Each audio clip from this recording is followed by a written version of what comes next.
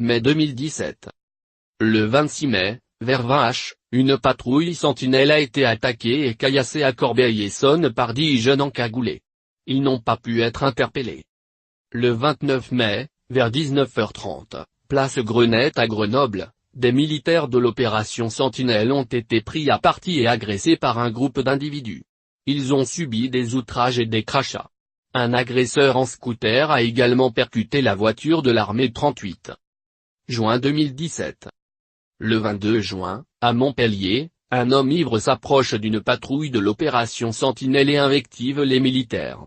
Il promet de leur trancher la gorge et s'agite dangereusement. Il sera finalement interpellé par les policiers municipaux qui découvriront sur lui un couteau de cuisine 39. Juillet 2017. Le lundi 3 juillet à 10h45, un homme âgé de 57 ans, s'est approché d'une patrouille sentinelle, près de la gare de Lille-Flandre.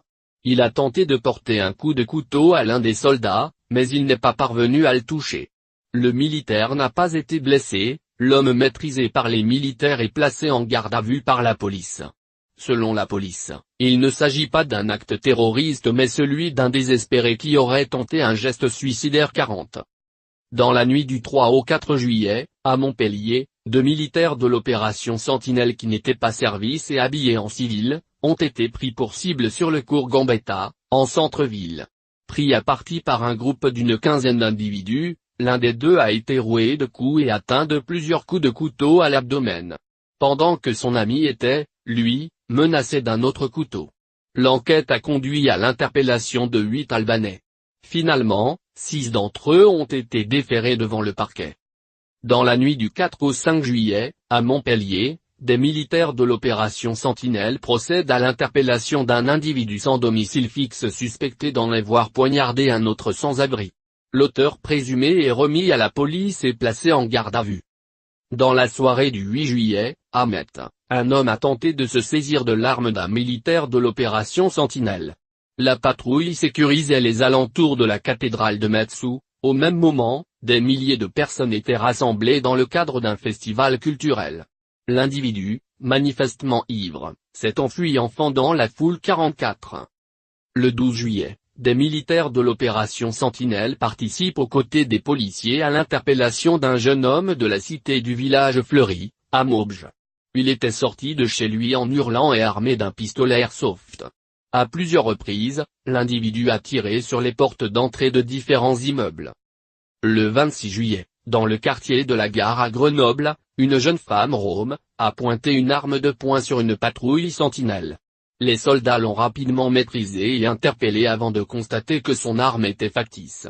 La suspecte a été remise aux policiers qui l'ont placée en garde à vue 46.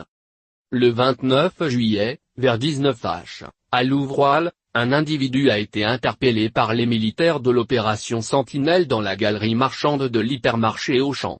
Il venait d'exhiber un couteau qu'il venait d'acheter devant une caissière avant de s'enfuir. Août 2017. Le 9 août à 8h, dans le centre-ville de Levallois-Perret, un groupe d'une dizaine de soldats appartenant au 35e régiment d'infanterie de Belfort est visé par un automobiliste au volant d'une BMW noire. L'attaque délibérée blesse gravement 3 soldats et plus légèrement 3 autres. Le 25 août, un soldat de l'opération Sentinelle se suicide dans les locaux de la Marine nationale à Paris.